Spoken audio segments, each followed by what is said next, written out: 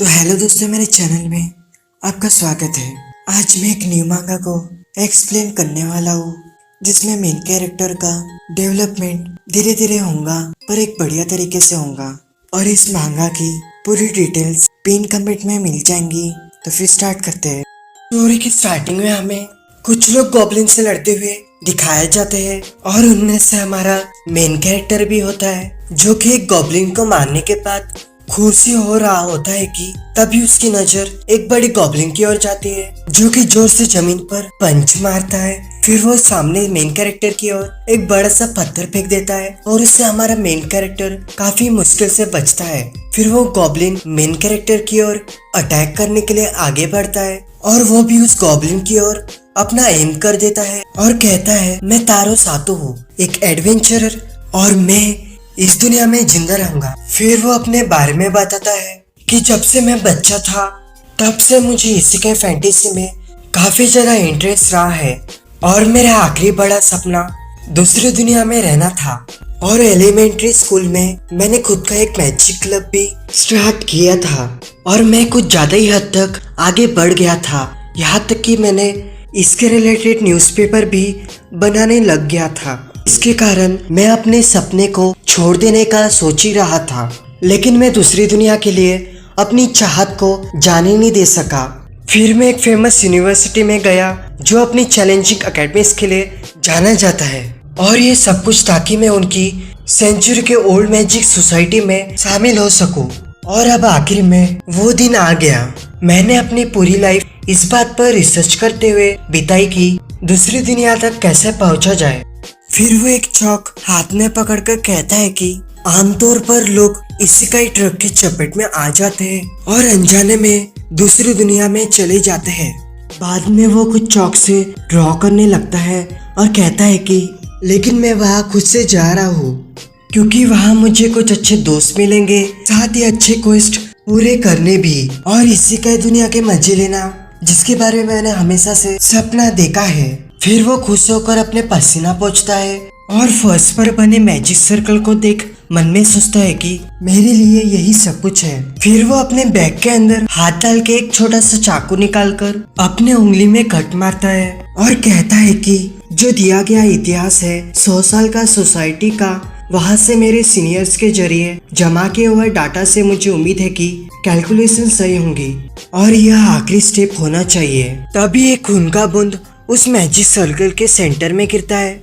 उसके बाद वो अपने दोनों हाथ फैलाकर मंत्र बोलता है और आंखें बंद कर देता है, लेकिन फिर उसे एहसास होता है कि कुछ भी नहीं हो रहा, इसलिए वो मैजिक सर्कल के चारों ओर चक्कर लगाने लगता है इसी उम्मीद में कि कुछ हो जाएगा, लेकिन कुछ नहीं होता। तभी उसकी नजर एक खिलौने से भरी शेल्फ की ओर जाती है और उससे देख उसको आइडिया आता है और वो एक पोचिते नाम के खिलौने को वहां से उठाकर मैजिक सर्कल के पास ले आता है और कहता है कि पोचिता मुझे माफ कर दो, लेकिन प्लीज मेरी कुर्बानी बनो। फिर वो पोचिता को उस मैजिक सर्कल के सेंटर में रख देता है और इंतजार करने लगता है, लेकिन दोबारा से कुछ नहीं होता। इस कारण वो निराश होते हुए कहता है कि अब तक कुछ भी नहीं हुआ। फिर वो खड़े होकर कुछ देर तक पोचिता को देखता है और पीछे मुड़कर जाने लगता है कि तभी अचानक से मैजिक सर्कल ग्लो करने लगता है। वो उसे देख काफी ज्यादा हैरान हो जाता है और कहता है कि क्या यह हो सकता है, मैंने यह किया है, आखिरकार मैं कामयाब हो गया। फिर उस मैजिक सर्कल से काफी सारे हाथ निकलकर तारो को गले से पकड़ने लगते हैं और इससे बेचारा तारो झटपटाने लगता है। तभी सीन शिफ्ट होता है। तारो को किसी की आवाज सुनाई आती है जो कि कहती है, गॉड, ऐसा लग रहा है उसे होश आ रहा है। उसकी आवाज सुन तारो धीरे धीरे आंखें खोलने लगता है और सामने उसे एक बूढ़ा आदमी और उसके साथ हरे बालों वाली लड़की खड़ी दिखती है। फिर वो बूढ़ा आदमी तारो से कहता है, ओह बच्चे, तुमने क्या ही बेवकूफी वाला काम किया है। तारो उनकी बात सुन हैरान हो जाता है। फिर वो बूढ़ा आदमी तारो को एक स्क्रीन पैनल में देखने को कहता है और तारो खुद को वहां देख काफी ज्यादा हैरान हो जाता है। फिर वो न्यूज एंकर बताती है कि आज एम्पायर यूनिवर्सिटी क्लब रूम में तारो सातो नाम की लड़की की मौत हो गई, जो कि सिर्फ 21 साल का था और वो 4th ईयर का स्टूडेंट था। तारो खुद को मैजिक सर्कल के ऊपर देख काफी ज्यादा हैरान हो जाता है और उसे विश्वास ही नहीं हो रहा होता कि वो मर गया। फिर तारो सिर के ऊपर हाथ रख कहता है कि तो अब क्या मैं एक मरा हुआ इंसान हूँ? तभी वो स्माइल कर कहता है लेकिन मैजिक अभी भी काम कर रहा है ना?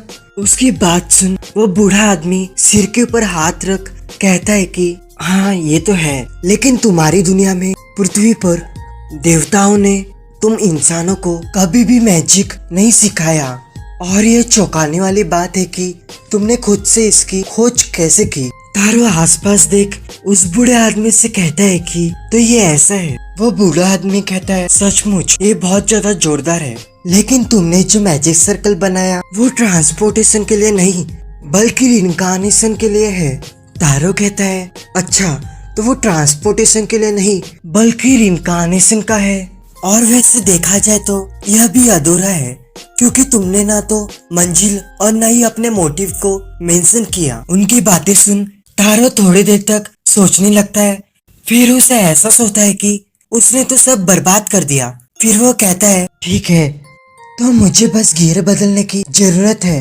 फिर वो उन बूढ़े आदमी के पास जाकर पूछता है कि तो क्या मैं रिइंकार्नेट हो सकता हूँ? फिर वो मन में कहता है क्योंकि मेरा हमेशा से दूसरी दुनिया में इंटरेस्ट रहा है इसलिए मैं यह मौका हाथ से नहीं जाने दे सकता। और भले ही अगर मैं मर गया लेकिन तो भी मैं दूसरी दुनिया में जा सकता हूँ। आगे वो बूढ़ा आदमी कहता है हाँ लेकिन रिइंकार्नेशन तो बहुत पहले ही खत्म कर दिया गया था। उनकी बातें सुन तारो काफी ज्यादा हैरान हो जाता है। फिर वो बूढ़ा आदमी बताता है इसे हाल ही में बहाल किया गया था नए सोल रिसाइकलिंग कानून के कारण। तारो हैरान होते हुए पूछता है क्या सोल रिसाइकलिंग कानून? फिर वो बूढ़ा आदमी बताता है रिइंकार्नेशन के लिए मैजिक का यूज होता है इसलिए इसे आत्महत्या के रूप में गिना जाता है क्योंकि इस प्रोसेस में आपकी जान चली जाती है। उनकी बातें सुन तारो हैरान होते हुए कहता है क्या आत्महत्या? फिर वो बूढ़ा आदमी बताता है आत्महत्या को माफ नहीं किया जा सकता क्योंकि रिइंकार्नेशन के प्रोसेस में खुद को मारने का काम आपके अगेंस्ट गिना जाता है। इसके अलावा ऐसे लोग भी हैं जो प्लान बनाकर अपने पिछले लाइफ की एबिलिटीज को बनाए रखने का ट्राई करते हैं और इसके कारण कई लोग अपने अगली लाइफ में भयानक स्थितियों में पहुंच जाते हैं। तारो कहता है क्या बेहद भयानक? बूढ़ा आदमी कहता है हाँ सचमुच भयानक, जैसे कि पैदा होना लेकिन तुरंत मर जाना या तो बेकार से जिंदगी में पैदा होना। और कुछ लोग तो अपने क्रूर माता पिता के जरिए गुलामी में बेच दिए गए और कुछ लोग यहाँ तक कि मॉन्स्टर्स, डेमंस या कीड़ों के रूप में भी रिइंकार्नेट हो रहे हैं। और जानवर, डेमन या इंसेक्ट ये ऐसी सिचुएशन है जहाँ आप जिंदा रहने में काबिल होने के लिए खुश हो सकते हैं। तारो उनकी जगह खुद को समझकर काफी ज्यादा घबरा जाता है और कहता है बिल्कुल भी नहीं, इसके अलावा कुछ भी चलेगा। वह बूढ़ा आदमी निराश होते हुए कहता है लेकिन मैं बहुत कुछ नहीं कर सकता। फिर तारो पूछता है तो चीट स्किल के बारे में क्या? चीट स्किल के बारे में सुन वो बूढ़ा आदमी कंफ्यूज हो जाता है और फिर थोड़ा सोच के कहता है क्या तुम स्पेशल स्किल के बारे में बात कर रहे हो? वैसे वो उस दुनिया में मौजूद है जिन्हें मैं मैनेज करता हूँ लेकिन वहाँ कुछ भी ओवर पावर नहीं है। उनकी बातें सुन तारो कहता है क्या रिइंकार्नेट होने पर मेरे पास वो स्पेशल स्किल्स हो सकती है? फिर वो उनकी ओर उम्मीद भरी नजरों से देखने लगता है ताकि वो मान जाए। फिर वो बूढ़ा आदमी कहता है मैं मानता हूँ कि स्पेशल स्किल्स यूजफुल होती है लेकिन उन्हें एक्टिवेट होने में समय और कोशिश लगती है। साथ ही उनके एक्टिवेशन कंडीशन को पूरा करना अक्सर मुश्किल होता है। तारो उनकी बातें सुन मन में कहता है यह जोखिम लेने के लायक है, भले ही उसकी शुरुआत डिसएडवांटेज से हो, लेकिन इसका तो मतलब है कि मुझे रेगुलर स्किल से कहीं ज्यादा की जरूरत होगी।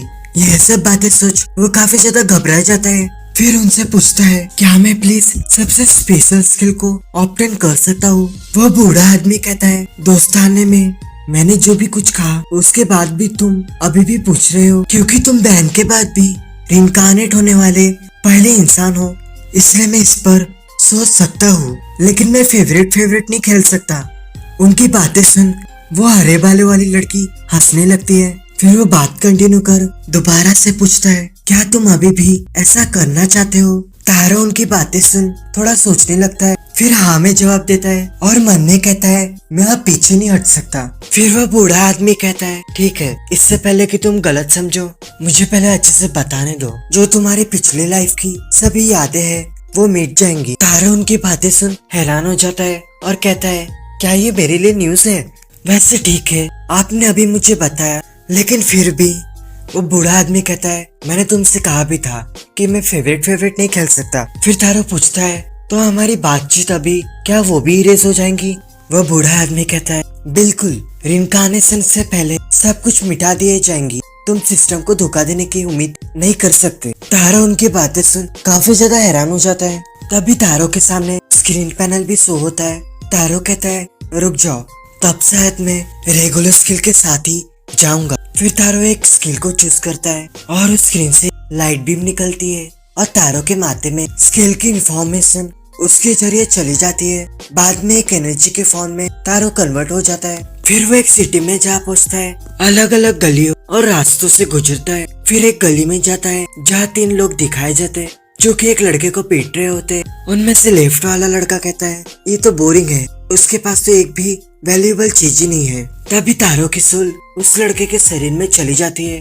तारो अपनी धीरे धीरे आंखें खोलता है, उसे फिर सामने वो लोग जाते हुए दिखाई देते हैं। तभी उसको एक आवाज सुनाई देती है जो कि कहती है स्पेशल स्किल एक्टिवेट हो चुकी है और कंडीशन मरने के बाद दोबारा से जन्म लेना वो कंफर्म हो चुकी है, इसलिए पिछले लाइफ की मेमोरीज प्राप्त होती है। फिर बेचारा तारो धीरे धीरे करके उठ रहा होता है और हैरान होते हुए कहता है मुझे तो सब याद है। फिर वो संभाल कर उठता है और धीमी आवाज में कहता है ये बहुत ज्यादा करीब था, मैं तो एक मुश्किल सिचुएशन में हूँ, लेकिन मैंने अभी तक दूसरी दुनिया में अभी तक कुछ भी नहीं किया है और मैं रिइंकार्नेट होने में कामयाब हो गया। साथ ही इसके कारण मुझे मेरी मेमोरीज भी वापस मिल गई, इसलिए अब मैं यहाँ मर नहीं सकता। फिर वो बताता है मेरा नाम अभी तारो सातू है और मेरा पिछले लाइफ में नाम तारो सातू था और 6 साल की उम्र में मैं क्रिश्चियन सेरेमनी के दौरान मुझे पता चला कि मेरे पास तो बेकार सी स्किल गाबल टेक्स्ट है और इसकी वजह से मेरे शराबी पिता ने मुझे मॉन्स्टर से घिरे जंगल में छोड़ने का फैसला किया। इसलिए मैं सैसी नाम के एक बड़े से शहर में भाग गया जो मेरे गांव से कुछ ही दिन की दूरी पर है। और जब मैं यहाँ आया तो मुझे पता चला कि जिंदगी तो एक स्ट्रगल है, साथ ही मुझे हर कुछ दिनों में मुश्किल से ही खाना मिल पाता था। और अब मैं क्या करूँ, मेरे पास पैसे नहीं है, मैं कमजोर हूँ और मैं अभी भी बच्चा ही हूँ और बड़ों को भी मुझ पर दया नहीं आती। इसका मतलब मेरे पास इस दूसरी दुनिया में एक ऑब्वियस चॉइस है, एडवेंचरर गिल्ड। फिर वो एक गिल्ड का दरवाजा खोल के अंदर चले जाता है। तभी बेचारे तारो को कुछ लोग घेर लेते हैं और उनमें से एक लड़का चिल्लाते हुए कहता है कि ये एडवेंचर गिल्ड है, तुम यहाँ से निकल जाओ। तारो कहता है लेकिन मैं यहाँ से निकलने के मूड में नहीं हूँ। तभी तारो को पीछे से कोई पकड़ लेता है और कहता है बच्चे मुझे नजरअंदाज मत करो। तभी एक खूबसूरत सी लड़की कहती है कि हे मोब्सन, उसको कोई चोट मत पहुंचाओ। फिर वो लड़का तारो को पीछे से पकड़कर रजिस्ट्रेशन डेस्क में उठाकर रख देता है। फिर वो ये खूबसूरत सी लड़की तारो के पास आकर उसके कान में कहती है कि उसका इरादा पहले तुमसे बात करने का था ताकि दूसरे एडवेंचर लोग तुम्हारे साथ खिलवाड़ ना करें। फिर तारो उस लड़के की ओर देख कहता है आखिरकार मुझे इस दुनिया में एक दयालु इंसान मिल ही गया। आगे तारो कहता है प्लीज मैं रजिस्ट्रेशन करना चाहूंगा। फिर वो लड़की कहती है मुझे तुम्हें ये बताने में बेकार लग रहा है, लेकिन रजिस्ट्रेशन करने के लिए फी लगता है। तारो हैरान होते हुए कहता है क्या ये मेरे लिए न्यूज है? ठीक है, तुमने अभी मुझे बताया, लेकिन फिर भी। आगे फिर वो कहता है तो रजिस्ट्रेशन फी क्या है? वो लड़की बताती है बस ज्यादा नहीं है, सिर्फ 10 चांदी के सिक्के है। उसकी बात सुन तारो रोते हुए कहता है मैं तो अब खत्म हो गया, अब तो मेरा कुछ ही नहीं हो सकता। फिर वो मन में सोचते हुए कहता है 10 चांदी के सिक्के मेरे पिछले लाइफ में 10,000 रुपए के समान है। अगर मुझे पैसे उधार लेने पड़े तो भी मैं रजिस्ट्रेशन कराना पसंद करूंगा, लेकिन मेरी अभी की सिचुएशन पहले से ही बेकार है। एक तो मैं अपने गांव से भाग आया हूँ, इसलिए यहाँ कोई ऐसा है नहीं जो मेरे लिए पैसे दे सके। तभी मोब्सन एक पोटली पैसों की डेस्क के ऊपर रख देता है और कहता है ठीक है, मैं तुम्हारे लिए इसे दे दूंगा।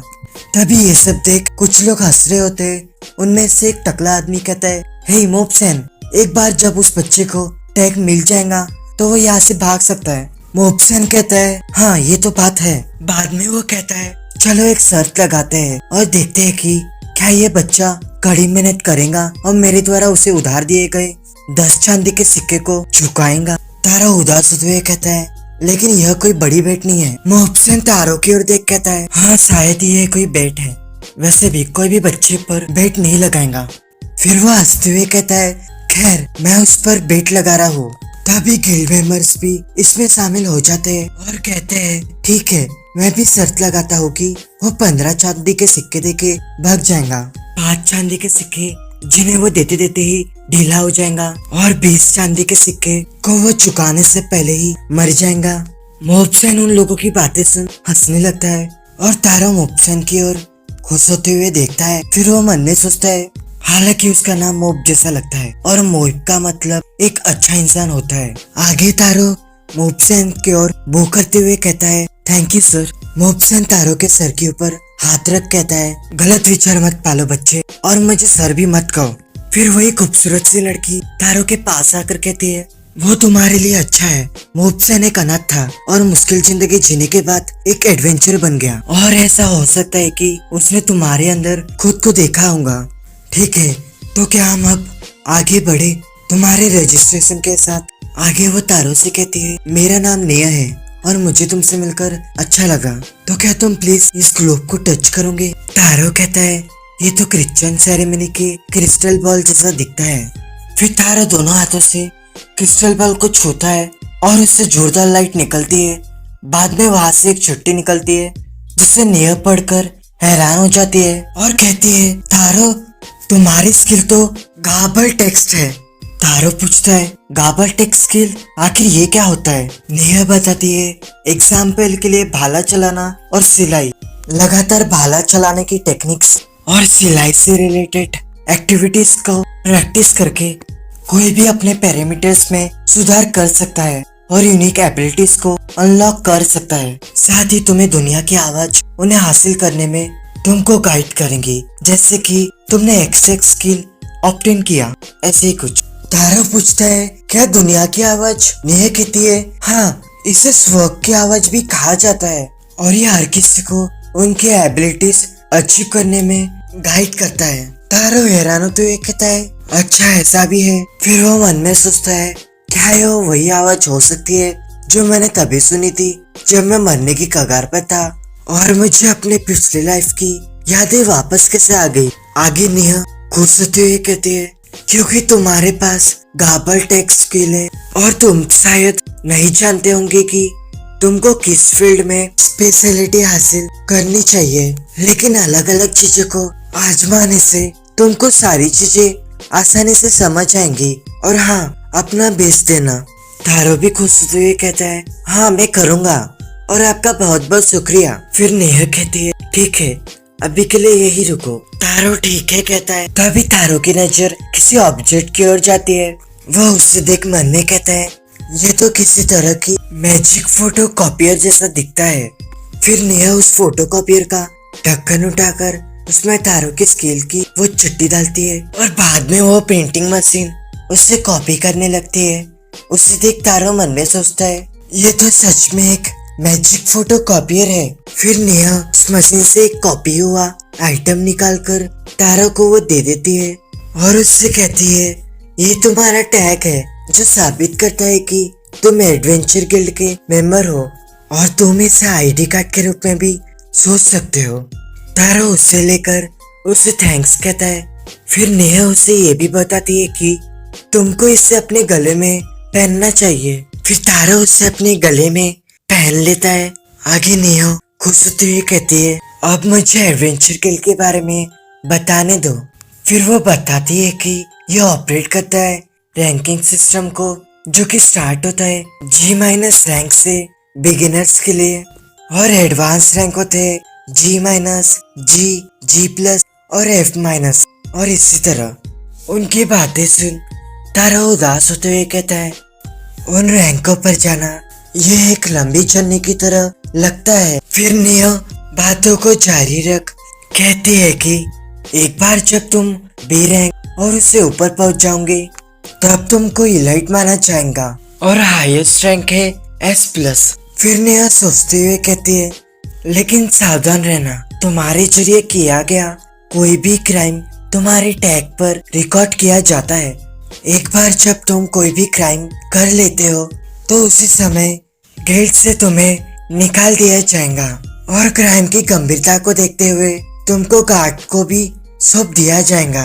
और वहाँ बहुत से खतरनाक एडवेंचर लोग हैं, लेकिन उनमें से ज्यादातर नियमों का पालन करते हैं और वो उनके क्वेस्ट को भी पूरा करते हैं, इसलिए चिंता करने की जरूरत नहीं है। तारो उनकी बातें सुन मन में सोचता है, वे गंदे लोग लगते हैं लेकिन रियलिटी में वे शांत लोग हैं। आखिर तारो कहता है, मैं जल्दी से एक क्वेस्ट शुरू करना चाहूंगा। नेहा कहती है, शांत हो जाओ। फिर वो खुश होते हुए कहते हैं, यह मेरा खाने का समय है और एक एडवेंचर बनने की सेलिब्रेशन के रूप में दोपहर का खाना मेरे तरफ से। तारो खुश होते हुए कहते हैं, क्या सच में? ठीक है, थैंक्स। फिर सीन शिफ्ट होता है सेवन कोसी नाम के एक घर की ओर। वहाँ नेहा तारो को खाने के लिए मशरूम का सूप देती है, जिसमें सुअर का मांस और उसके साथ एक थाली में ओवन में गर्म हुआ ब्रेड देती है। तारो इन सबको देख लार टपकाने लगता है।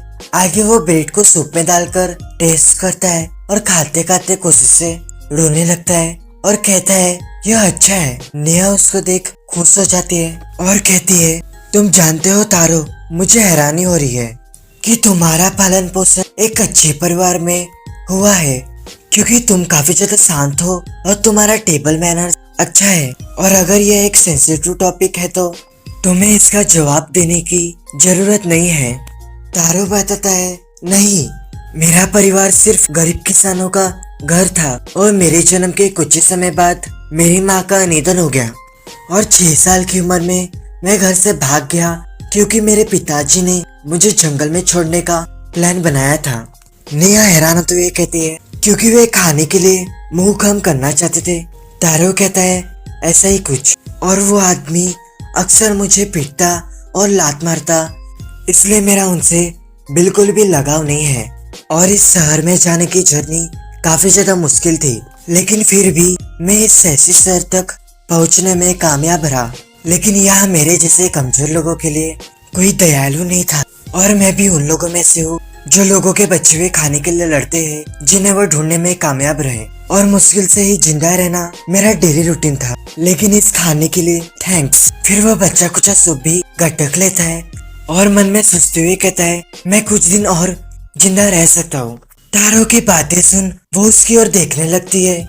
फिर सीन शिफ्ट होता है कुछ समय के बाद। नेहा बुक शेल्फ से कोई बुक निकाल रही होती है कि तभी तारो वहाँ आता है और उससे कहता है, मैंने गटर की सफाई का काम पूरा कर लिया है।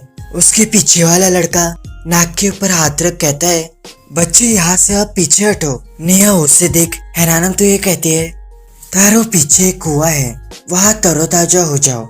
और वहाँ छोड़े हुए कपड़े थोड़े बड़े हो सकते हैं, लेकिन तुम फिर भी उन्हें पहन सकते हो। फिर तारो थैंक यू कहकर वहाँ से निकल जाता है और कुएं के पास पहुंचकर बकेट से पानी निकाल ही रहा होता है कि तभी उसका पीछे से कोई बेवकूफ बच्चे के चिल्लाता है। तारो उनकी बातें सुन घबरा जाता है और बकेट को नीचे गिरा देता है। वो मुड़कर बाजू देखता है तो उसे एक हट्टा कट्टा आदमी नजर आता है। वो तारो से कहता है, बच्चे तुम तो काफी ज्यादा बदबूदार हो। तारो उनकी बातें सुन गुस्सा हो जाता है। फिर तारो उस आदमी के पास आकर कहता है, अच्छा तो तुम भी बदबूदारी हो। वो आदमी कहता है, तुम्हारे अंदर इतनी हिम्मत नहीं है जो ये दोबारा कह सको। वो आदमी तारो के सिर के ऊपर हाथ रख उसे दूर करता है और कहता है, तुम ऐसे दिखते हो और तुम्हारी गंध ऐसी आती है जैसे कि तुमने हमेशा से नहाया नहीं है। यहाँ तक कि तुम्हारे पहने हुए कपड़ों का रंग भी गंदगी के कारण बदल गया है और अब मेरे पास कोई चॉइस नहीं है। मैं तुम्हारा पानी गर्म कर दूंगा, इसलिए तुम नहा लो। तारो गुस्सा ही हो रहा होता है कि तभी उसकी बात सुन वो शांत हो जाता है और मन में सोचता है, यह दाढ़ी वाला आदमी तो बहुत ज्यादा दयालु है। फिर वह आदमी बकेट से एक टब के अंदर पानी डालता है। तारो उससे देख मन में सोचता है, अब वो इसे गर्म कैसे करेगा। फिर वो दाढ़ी वाला आदमी अपने हाथ के ऊपर फायर स्पेल करता है, उससे उसका हाथ फायर से कवर हो जाता है। फिर वो पानी के अंदर अपना हाथ डाल देता है, उससे वो पानी धीरे धीरे उबलने लगता है तारो ये सब देख हैरान हो जाता है और मन में सोचता है क्या ये मैजिक है।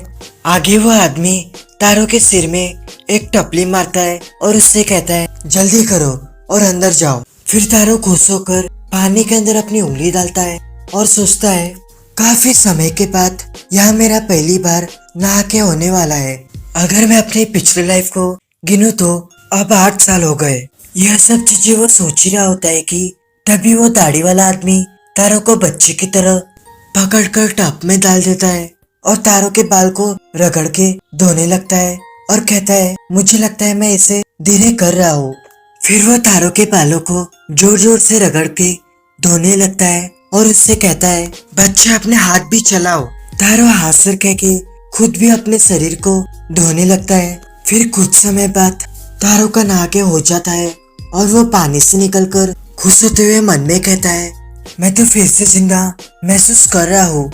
तभी उसको दुनिया की आवाज आती है जो उससे कहती है स्पेशल स्किल एक्टिवेट हो चुकी है। कंडीशन सालों से जमी हुई गंदगी को साफ करना कंफर्म हो गई और प्यूरिफिकेशन स्किल प्राप्त हुई। ये सब सुन वो हैरान हो जाता है। फिर वो उस दाढ़ी वाले आदमी से पूछता है मैंने अभी अभी दुनिया की आवाज सुनी, लगता है मैंने प्यूरिफिकेशन स्किल सीख लिया है। वो आदमी उसकी बातें सुन हैरान हो जाता है और फिर कहता है लगता है प्यूरिफिकेशन स्किल सीखने की कंडीशन तुम्हारी नाना रही होंगी। तारो पूछता है क्या ये पर्सन टू पर्सन अलग होता है? वह आदमी कहता है हाँ ऐसा होता है, एक ही स्किल अलग अलग तरीकों से ऑब्टेन किया जा सकता है और मैंने सुना है कि इसमें पैदाइशी टैलेंट भी एक अच्छा रोल निभाता है। जैसे कि फायर पे स्किल सीखने का एक तरीका लगातार आग जलाना। बेसिकली स्किल को सीखने की अलग अलग तरीकों को आजमाना है। और अभी तुमने प्यूरिफिकेशन स्किल सीखा जो कि किसी ने भी सोचा नहीं होगा कि तुम ऐसी सिचुएशन में एक रेयर स्पेल सीख जाओगे। उनकी बातें सुन तारो हैरान होते हुए मन में कहता है क्या रेयर स्पेल? आगे वो दाढ़ी वाला आदमी तारो को कुछ कपड़े पहनने को देता है और तारो उसे एक्सेप्ट कर लेता है। फिर तारो बो करके उनसे कहता है आपका थैंक्स दाढ़ी वाले आदमी। वो दाढ़ी वाला आदमी जाते हुए कहता है उसकी कोई जरूरत नहीं और अब मैं खुद ही नहाने जा रहा हूँ, इसलिए यहाँ से निकलो बच्चे। फिर तारो गिल्ड में आकर नोटिस बोर्ड में कुछ चेक कर रहा होता है। तभी नेहा उसका नाम पुकारती है और उससे कहती है तारो हमारे गिल्ड ब्रांच के चीफ तुमसे बात करना चाहते हैं। तारो हैरान होते हुए मन में कहता है ऐसे सम्मानित इंसान मुझसे क्या चाहते होंगे। फिर तारो गिल्ड चीफ के ऑफिस के दरवाजे में ठोकते हुए कहता है माफ करना, क्या मैं अंदर आ सकता हूँ? अंदर से गिल्ड चीफ उसको आने का कहता है और जब तारो अंदर जाता है तो वो हैरान हो जाता है गिल्ड चीफ को देखकर और गलती से उन्हें वो दाढ़ी वाला आदमी कह पुकार देता है। फिर नेहा उसको शांत कर उससे कहती है मैनेज रखो तारो, वो इस ब्रांच के चीफ लियो सैन है। आगे तारो भो करते हुए कहता है मैं आपको पहले के लिए थैंक्स करना चाहता हूँ। लियो सैन कहता है ठीक है बैठ जाओ। और फिर कहता है मैंने नेहा से सुना कि तुम्हारे पास न तो पैसा है और न ही रहने के लिए जगह। तारो कहता है हाँ सर। लियो सैन कहता है ऐसा है तो मेरे पास तुम्हारे लिए एक ऑफर है। देखो घर के पास एक खाली कमरा है जिसमें एक बिस्तर है, तो तुम इस बीच उसका इस्तेमाल करने के लिए फ्री हो। तारो उनकी बातें सुन हैरान हो जाता है। गिल्ड चीफ बात कंटिन्यू कर कहता है लेकिन बदले में तुमको सफाई में मदद करनी होगी और नेहा के साथ बाकी बच्चे गिल्ड के कर्मचारियों की, और बेशक तुम्हें तुम्हारे काम के लिए तनख्वाह दी जाएंगी। तारो उनकी बातें सुन पीछे मुड़कर नेहा की ओर हैरान होते हुए देखता है और फिर लियो सैन से खुश होते हुए कहता है क्या आप सच कह रहे हैं सर? फिर लियो सैन कहता है नेहा इस चीज पर काफी ज्यादा अड़ी रही थी और ये सबसे छोटी चीजें जो मैं कर सकता था, और हो सकता है कि तुमने मोइब सैन से उधार लिया हो, लेकिन तुम अभी भी एक एडवेंचरर हो और अगर तुम्हें अपना कर्जा चुकाए बिना जमानत मिल जाती है अपने एडवेंचर गिल्ड के भरोसे, तो तुम अपने गिल्ड और रिकॉर्ड दोनों पर ही दाग लगा बैठोगे। इसलिए सारी चीजें एक ईमानदार एडवेंचरर की तरह करना। तारो कहता है हाँ सर। फिर लियो कहता है और बच्चे नहीं तारो कुल, ऐसा लगता है कि तुम्हारे सिर पर चोट लगी है, इसलिए तुम मेडिकल रूम में जाकर उनके मैजिक से उस घाव का इलाज करवाओ और तुम अब यहाँ से जा सकते हो। तारो दोबारा से जाते वक्त चीफ ब्रांच को थैंक यू कहता है। लियो सैन नेहा से कहता है, जैसे कि तुमने और मोहित सैन दोनों ने ही इसका जिक्र किया था कि उसकी आंखों में अभी भी एक चमक है, जबकि देखा जाए गाबल टेक स्किल की अपनी कमियां हैं, लेकिन फिर भी उसे रोजमर्रा की जिंदगी में इससे मदद मिलेगी। फिर तारो अपने रूम में जाता है और रूम को देख वो काफी ज्यादा खुश हो जाता है। फिर आगे वो बेड के ऊपर खुशी से छलांग मार देता है और कहता है, आखिरकार मुझे फिर से अपना बिस्तर मिल गया। आगे वो काफी ज्यादा बेड के ऊपर कूदता है। फिर बाद में लेटते हुए कहता है, कल मुझे अपना बेस्ट करके दिखाना है। फिर वो अपनी आंखें बंद कर देता है और जब वो सुबह उठकर अपनी आंखें खोलता है तो उसे एहसास होता है कि उसने तो कुछ ज्यादा ही सो लिया। उसके बाद वो नेहा के पास जाता है और परेशान होते हुए उससे कहता है, मुझे माफ कर देना मिस नेहा, मैं कुछ ज्यादा ही सो लिया। नेहा उसकी बातों को अनसुना कर उसे गुड मॉर्निंग कहती है और उससे कहती है, शांत हो जाओ तारो, यह जानते हुए कि कल तुम्हारे लिए कैसा था तो मैंने तुम्हें अंदर सोने देने का फैसला किया। उसकी बातें सुन तारो शांत हो जाता है और उसको बाय करते हुए उससे कहता है, मैं अब काम करने जाता हूँ। नेहा भी उसको बाय कर कहती है, मैं तुम पर भरोसा कर रही हूँ। उसके बाद वो सफाई करने लगता है। पहले वो दीवार से जाके जाली निकालता है और बाद में वो फर्श साफ करता है और फर्श साफ करते करते उसकी नजर रजिस्ट्रेशन डेस्क पर लगी भीड़ पर जाती है। उन्हें देख तारो को लगता है कि वो बिजी होंगे। फिर तारो उनके पास जाकर उनसे पूछता है, क्या कुछ ऐसा है जिसमें मैं मदद कर सकूं?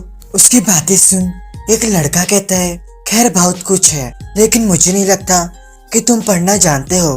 तारो बताता है, मैं ठीक से पढ़ और लिख सकता हूँ और मैं अरिथमेटिक भी जानता हूँ, इसलिए अगर सिंपल डॉक्यूमेंट बनने जैसा कुछ है तो मैं इसे संभालने में काबिल हूँ। फिर तारो मन में कहता है, इनका क्रेडिट सब मेरी पिछले लाइफ की यादों को जाता है। तारो की बातें सुन सभी गिल्ड मेंबर्स हैरान हो जाते हैं। फिर नेहा हैरान होते हुए उससे पूछती है, तारो क्या तुम पढ़ने लिखने के अलावा अरिथमेटिक भी कर सकते हो? तारो घबराते हुए हाँ में जवाब देता है। उसकी बातें सुन नेहा उससे कहती है, तो हमारी मदद करो।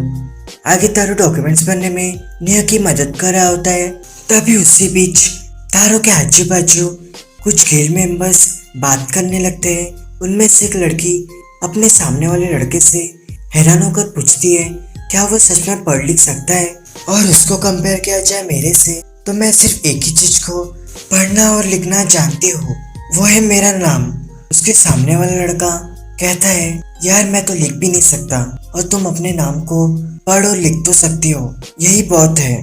उन दोनों की बातें सुन उनके सामने वाला लड़का बताता है, मैं तो 10 तक गिन सकता हूँ। उसके पीछे वाला लड़का उसको धीरे से पेट के ऊपर मारते हुए कहता है, बेवकूफ, तुम बस अपने हाथों का इस्तेमाल करके एडिशन और सब्सट्रैक्शन कर रहे हो। आगे तारो उनकी बातों को इग्नोर करके अपने डॉक्यूमेंट्स को लेके जा रहा होता है कि तभी अचानक वो रुक जाता है और हैरान होते हुए खुद से कहता है, ऐसा लगता है आज मैंने कोई क्वेस्ट नहीं किया। फिर उसे एहसास होता है कि उसने तो समय को बर्बाद कर दिया और इस वजह से कुछ भी कमाई भी नहीं हुई। और यही सब सोच के वो काफी ज्यादा रोने लगता है। उसके आंसू से डॉक्यूमेंट्स को गीला होते देख नेहा उससे कहती है, तारो पेपर्स को देखो। आगे सीन शिफ्ट होता है। कुछ दिनों के बाद तारो सुबह उठता है और बताता है, जब से मैंने गिल्ड में रहना शुरू किया है तब से मेरे दिन काम करने में ही गए हैं। मैं गिल्ड के काम में दिन रात मदद करता हूँ और इसका मतलब है कि मेरे पास इसे आसानी से लेने का समय नहीं है, इसलिए मैं दिन के दौरान शुरुआती एस्कॉर्टिंग क्वेस्ट को पूरा करता हूँ और इसकी वजह से मुझे यहाँ तक कि थका देने वाली फिजिकल काम करने की भी आदत हो गई है। इसके साथ ही मैंने जो मोइब्सेन से कर्ज लिया था उसे सिर्फ आधे महीने में चुकाने में काबिल हो गया।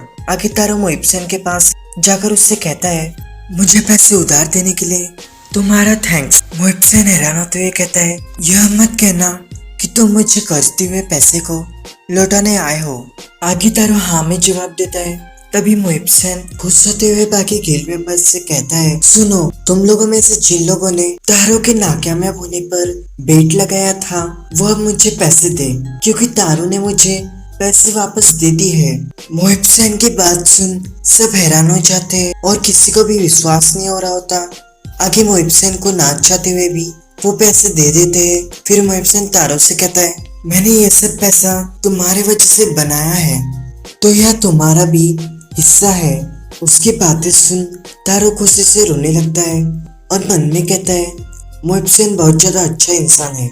फिर वो मोहिब-सैन से अपना हिस्सा ले लेता है। आगे नेहा उसे बताती है, तारो आज का दिन सैलरी देने का है, तो तुम उस पैसों का इस्तेमाल अपनी जरूरतों को पूरा करने के लिए क्यों नहीं करते। फिर तारो हाथ में कुछ पैसों को देख कहता है, मैं G- से G तक ऊपर पहुंच गया हूँ, इसलिए मैं अभी भी अच्छा हो सकता हूँ। फिर वो मन में सोच कहता है, एक बार जब मैं F- तक पहुंच जाऊंगा तब मैं जंगल में जड़ी बूटी को जमा करने के काम में काबिल हो जाऊंगा।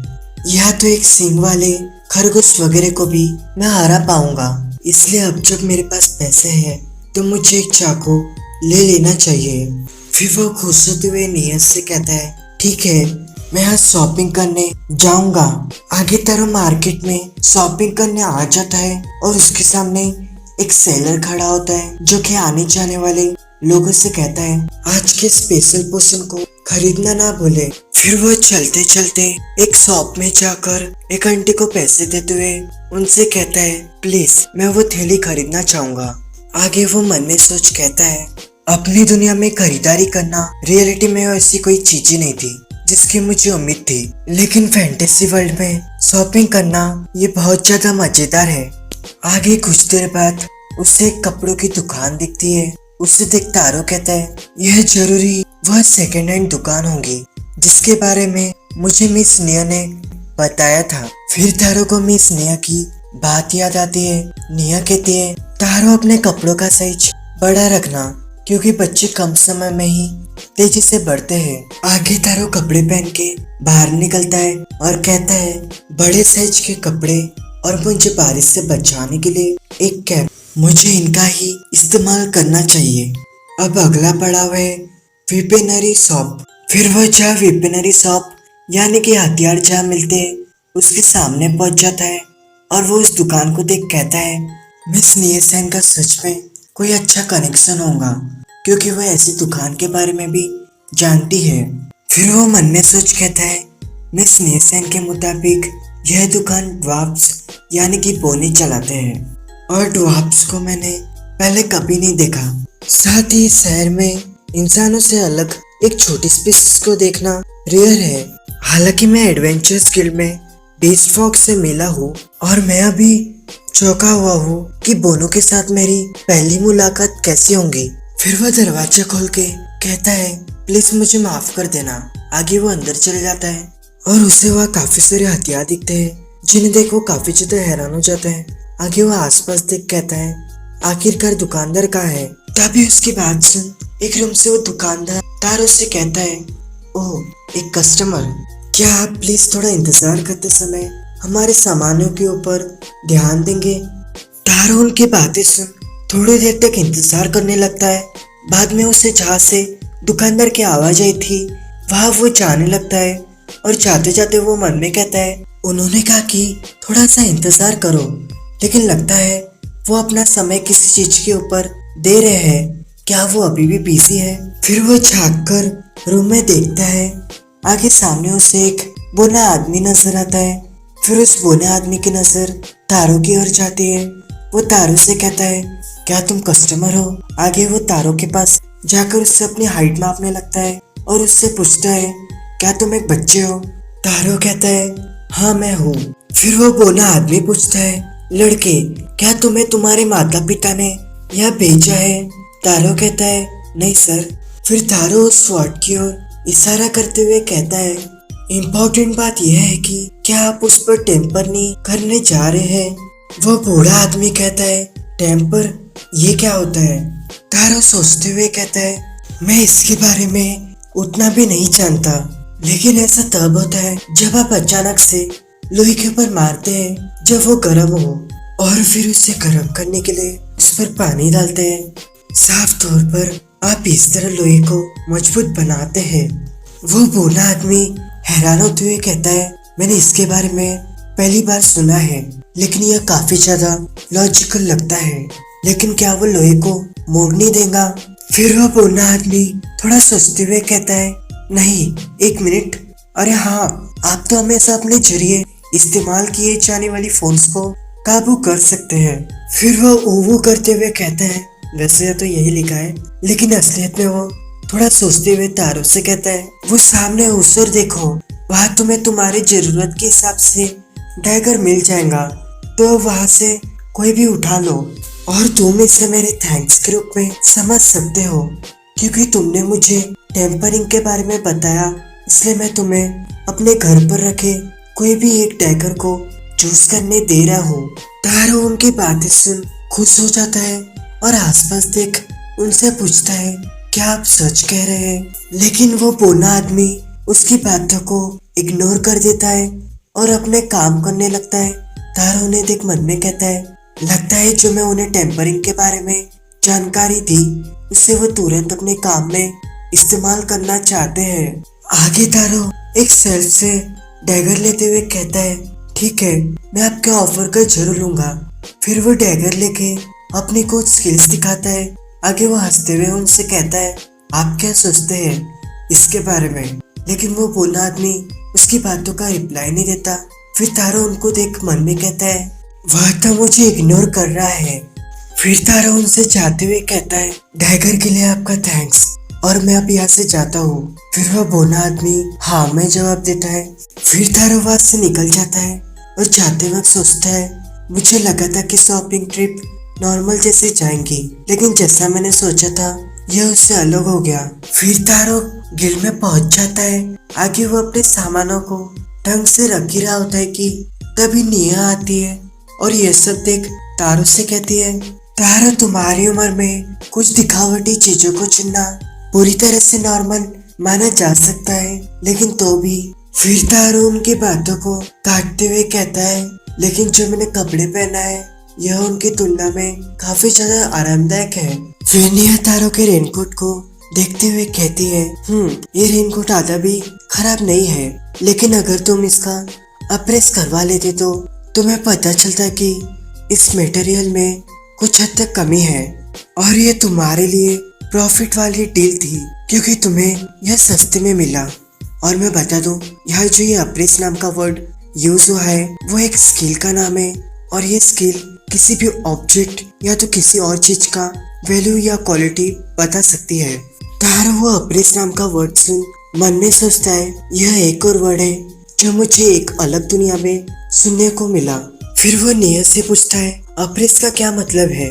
निया बताती है, यह मेरी स्किल में से एक है, मैं इसे किसी भी ऑब्जेक्ट पर यूज कर सकती हूँ। तारो पूछता है, क्या तुम ये अप्रेस नाम की स्किल लोगों पर यूज नहीं कर सकती? निया बताती है, अब तक मेरी एबिलिटी का सिर्फ एक हिस्सा ही अनलॉक हुआ है, इसलिए मैं लोगों पर यूज नहीं कर सकती। हाँ, लेकिन यह अभी भी ऑब्जेक्ट पर काफी ज्यादा यूजफुल है, और मैं इस स्किल का यूज तुम्हारे क्वेस्ट से मिली लूट पर भी कर सकती हूँ। साथ ही यह मुझे मर्चेंट के जरिए ठगे जाने से भी बचाती है। और सबसे पहले यह स्किल सिर्फ किसी भी चीज का नाम ही शो करती थी, लेकिन तब से यह स्किल और भी ज्यादा सेटिस्फाइंग बन गई है। तारो पूछता है, तो लोगों पर इसका यूज करने में काबिल होने के लिए तुमको क्या करना होगा? निया बताती है, तुमको पहले तो रिक्वायरमेंट्स पूरी करनी होंगी, और इस स्किल का रैंक ए है जो कि बहुत ज्यादा इन्फ्लुएंस करेगा इसे सीखने को। एग्जाम्पल के लिए, अगर तुम्हारे पास एस रैंक की अप्रेसल स्किल है तो जरूरी कंडीशन क्लियर होने के बाद तुम किसी भी चीज को अप्रेस कर सकते हो।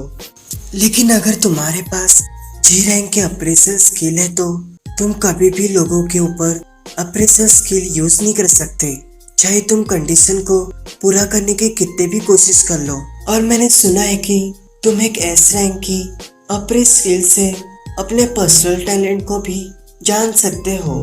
तारो खुश होते हुए कहता है, तो उस सिचुएशन के हिसाब से उससे मुझे यह भी पता लगाने में मदद मिल सकती है कि मेरी गाबल टेक स्किल असलियत में क्या है। निया कहती है, हाँ ये पॉसिबल हो सकता है। तभी तारो बताता है, मैंने हाल ही में प्यूरिफिकेशन स्किल सीखी है, लेकिन क्या गाबल टेक स्किल इसी के जैसे सीखी जा सकती है?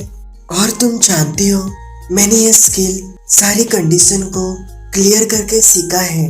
निया उसकी बातें सुन हैरान हो जाती है और उसको पकड़कर पूछती है, तारो क्या तुमने सच में प्यूरिफिकेशन स्किल सीखी है? और ये तो हीलर्स के जरिए सीखा गया एक रियल स्पेल है। तारो हैरान होते हुए कहता है, अच्छा ऐसा भी है? निया कहती है, शायद तुम्हारी गाबल टेक स्किल हीलिंग वाली है।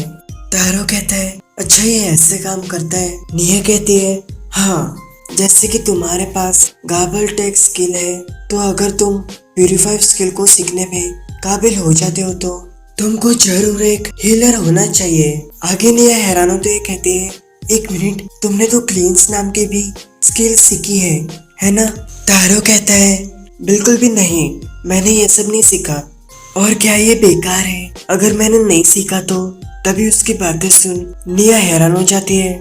फिर निया बताती है, प्यूरिफाई स्किल हीलर्स के जरिए सीखा गया एक हायर रैंक स्किल है, लेकिन इसे सीखने के लिए तुमको सबसे पहले लो रैंकिंग स्किल क्लींस को जानना होगा, साथ ही मिडल रैंकिंग स्किल पर्च भी। हायर रैंकिंग स्किल प्यूरिफाई को हासिल करने से पहले। लेकिन तुम्हारे मामले में तुमने तुरंत प्यूरिफाई को सीख लिया, तो इसका मतलब है कि यह तुम्हें हीलर नहीं बनाएगा। फिर निया थोड़ा सोचते हुए कहती है, एक स्किल जो तुम्हें तुरंत प्यूरिफाई स्किल को सीखने देता है वो है। जबकि दूसरी ओर तारो उसका जवाब सुनने के लिए बेताब हो रहा होता है कि तभी निया कहती है, तारो मुझे माफ कर दो, मैंने ऐसा कभी नहीं सुना। उसकी बात सुन तारो हैरान हो जाता है। आगे तारो डैगर से प्रैक्टिस कर रहा होता है। तभी निया उसे बुलाते हुए कहती है, तारो कुछ समय के लिए यहाँ आओ। तारो अपना पसीना पोंछ कहता है, लेकिन अब क्या हुआ? निया बताती है, आज जो तुमने जॉब पर बढ़िया काम किया, इसलिए ये लो तुम्हारा पेमेंट। तारो अपनी पेमेंट लेके बहुत ज्यादा खुश हो जाता है। फिर वो मन में सोच कहता है, ये बहुत ज्यादा बढ़िया है, मैं अब हर तरह की चीजें खरीदना चाहता हूँ। आगे वो कुछ लिखते हुए कहता है, लेकिन मैं उन सभी को एक साथ नहीं खरीद सकता, इसलिए मुझे इम्पोर्टेंट वाली चीजों को लिस्ट में पहले लिखना चाहिए। लिस्ट लिखने के बाद तारो गेट से बाहर की ओर लिस्ट को खुशी से देखते हुए जा रहा होता है कि तभी मोहित सेन की नजर भी तारो की ओर जाती है। वो तारो से पूछता है, तुम क्या कर रहे हो बच्चे? ऐसा लग रहा है जैसे तुम बहुत ज्यादा खुश हो। लेकिन तारो उसकी बातों को अनदेखा कर देता है और उससे देख मोहित सेन कहता है, कुछ ठीक नहीं है। तभी तारो के सामने कोई आने वाला होता है। मोहित सेन तारो को रुकने को कहता है, लेकिन तारो को उसकी बात सुनाई दे उससे पहले ही वो उस बंदे से टकरा कर नीचे गिर जाता है। और वो बंदा मिस्टर लियो होता है, जो कि तारो को नीचे गिरे देख उससे पूछता है, तारो क्या तुम ठीक हो? तारो उन्हें देख हैरान हो जाता है और उनसे कहता है, मुझे माफ कर दे मिस्टर लियो, मेरा ध्यान नहीं था। फिर तारो खुश होकर कहता है, क्योंकि मुझे आज दूसरी बार पेमेंट मिला और उसी को सोच सोच कर मैं खुश हो रहा था कि तभी आपसे टकरा गया। उसकी बात सुन मोहित सेन और मिस्टर लियो हंसने लगते हैं। फिर मिस्टर लियो तारो के सर के ऊपर हाथ रख कहता है, क्या ऐसा है? ये देखते हुए कि तुम कितने ज्यादा एक्साइटेड हो, तो आज तुम छुट्टी क्यों नहीं लेते? तारो उनकी बात पर राजी हो जाता है और उन्हें थैंक्स और बाय करके वहां से निकल जाता है। मोहित सेन और मिस्टर लियो मुस्कुराकर तारो को जाते हुए देखते हैं। आगे तारो मार्केट में पहुंच जाता है कि तभी उसका ध्यान अपने डैगर की ओर जाता है और उसे देखो कहता है, मुझे मिस्टर एगस को जरूर थैंक्स करना चाहिए इस डैगर के लिए। मैं एक बात बताना चाहता हूँ कि ये जो मिस्टर एगस है ये उस बुने आदमी का नाम है, ठीक है? फिर तारो मिस्टर एगस की दुकान को ढूंढ उसके सामने पहुंच जाता है और उस दुकान को देख वो मन में सोचता है, सबसे पहली बात तो मुझे मिस्टर एगस को थैंक्स करना है। फिर वह दुकान का दरवाजा ठोकता है, लेकिन अंदर से कोई रिस्पॉन्स नहीं आता। तारो मन में कहता है, क्या वो अपनी दुकान के अंदर नहीं है? वैसे मैं आज यहाँ एक कस्टमर के रूप में नहीं आया हूँ, तो शायद मुझे पिछला दरवाजा ही चुनना चाहिए। फिर तारो दरवाजा खोलते हुए कहता है, मिस्टर एगस, क्या आप यहाँ है? आगे जब तारो अंदर पहुंच जाता है तो उस बोने आदमी यानी मिस्टर एगस को तारो सही से नहीं दिखता, इसलिए वह कहता है, कौन है वहाँ और क्या तुम एक इंसानी लड़के हो? फिर वो तारो से पूछता है, क्या तुम पिछली बार वाले लड़के हो? तारो कहता है, हाँ मैं वही हूँ। फिर वो स्माइल मार कहता है, जो आपने मुझे अपने डैगर में से एक डैगर दिया है, मैं उसके लिए आपको थैंक्स करने आया हूँ। तभी मिस्टर एगस तारो को उठा लेता है और तारो हैरान हो जाता है। फिर मिस्टर एगस कहता है, मैं अब इंतजार नहीं कर सकता, इसलिए सुनो, लोहे को टेम्पर करने से वो हार्ड हो गया, लेकिन इसने इसे और भी ज्यादा नाजुक बना दिया, तो मुझे अब क्या करना चाहिए? तभी तारो मुड़ते हुए कहता है, प्लीज शांत हो जाइए, आपके पकड़ने से मुझे दर्द हो रहा है। तभी मिस्टर एगस उसे छोड़ देता है और उसे सॉरी कहता है और तारो बेचारा रोने लगता है दर्द के कारण। फिर मिस्टर एगस एक लोहे के टुकड़े को पकड़ते हुए कहता है, तो जब से लोहा नाजुक होने लगा तब से मैं हर तरह की चीजों के साथ एक्सपेरिमेंट कर रहा हूँ। इससे लोहा हार्ड तो हो गया, लेकिन साथ ही इसके कारण लोहा और भी ज्यादा नाजुक हो गया। उनकी बात सुन तारो मन में कहता है, ऐसा करने का कोई मतलब नहीं है।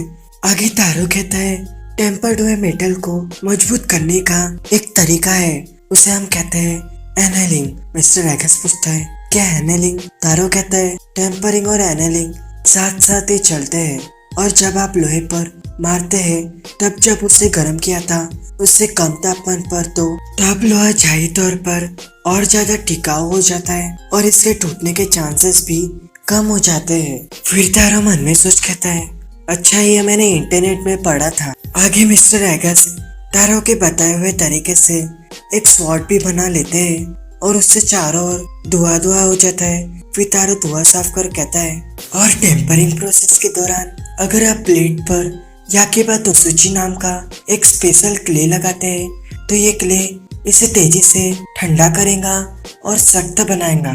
फिर तारो मन में सोच कहता है, और टीवी पर भी ऐसे ही कुछ दिखाया गया था। आगे मिस्टर एगस स्वॉर्ड देख कहता है, अच्छा ऐसा है? फिर तारो कहता है, अगर आप ये सब करते हैं तो हथियार अच्छे से निकल आएंगे।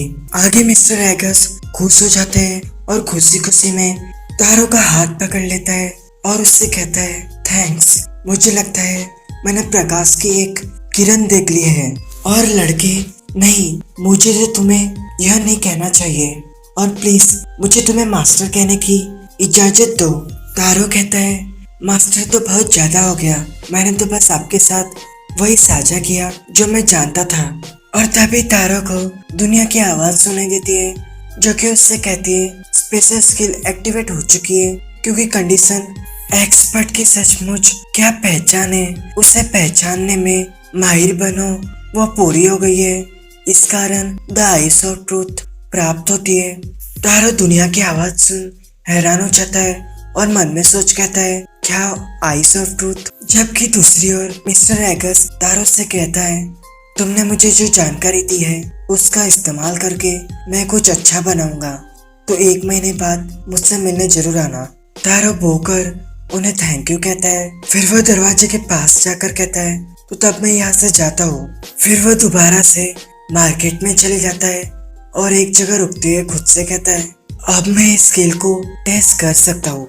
आगे वो मन में आइस ऑफ ट्रूथ कहता है। फिर वो उस स्किल के जरिए वहाँ रखे फल, सब्जी और चीजों की कंडीशन और उसकी क्वालिटी देख पा रहा होता है, और जब वो इंसानों पर ट्राई करता है तो काम नहीं करता। फिर वो मन में कहता है, मैं इसे लोगों पर इस्तेमाल नहीं कर सकता, लेकिन यह एबिलिटी सच में बहुत ज्यादा काम की है। आगे वो एक बास्केट में से एक ऑरेंज उठाकर उसकी कंडीशन और क्वालिटी चेक करता है और उससे देखो कहता है, मुझे हैरानी हो रही है सोच के कि क्या नियसन को भी रोजमर्रा की चीजें ऐसे ही दिखती है। फिर वो सामने दुकान में रखे फल और सामानों की क्वालिटी और कंडीशन चेक करता है और कहता है, अगर यह एबिलिटी मेरे पास न होती तो मैं उन सामानों को भी खरीद लेता जिनकी क्वालिटी और कंडीशन बेकार है, लेकिन अब जब मेरे पास यह एबिलिटी है तो मैं इन बेकार चीजों को नजरअंदाज कर दूंगा और सिर्फ अच्छे सामान ही खरीदूंगा। फिर वो एक दुकान में जाकर एक पोशन चूज करता है, लेकिन वो दुकानदार उसे एक दूसरा पोशन दिखाकर उससे पूछती है इसके बारे में क्या ख्याल है। फिर तारो अपने पोशन की ओर इशारा कर कहता है नहीं, मैं यही लूंगा। बाद में वो एक दूसरी दुकान जाता है। वहाँ वो एक बेल्ट को चेक कर दुकानदार से कहता है मैं इसे खरीद रहा हूँ। दुकानदार कहता है क्या तुम्हारा यही फैसला है? तारो कहता है हाँ। फिर वो एक बुक स्टोर जाता है और वहाँ एक बुक को पढ़ उसको चेक कर रहा होता है और ये देख दुकानदार हैरान हो जाता है और तारो से पूछता है क्या तुम पढ़ भी सकते हो? बाद में तारो उन सारी चीजों को खरीद लेता है और एक बॉक्स में रखकर सामान को लेके जा रहा होता है और उसे देख सब लोग हैरान हो जाते हैं। उनमें से एक आदमी कहता है उसने तो कुछ ज्यादा ही सामान ले रखा है। उसके बाजू वाला कहता है क्या वो घूम चुका है? और तारो उनकी बातें सुन शर्मिंदा हो जाता है और इसी तरह तारो अपना पूरा पैसा खर्च कर देता है।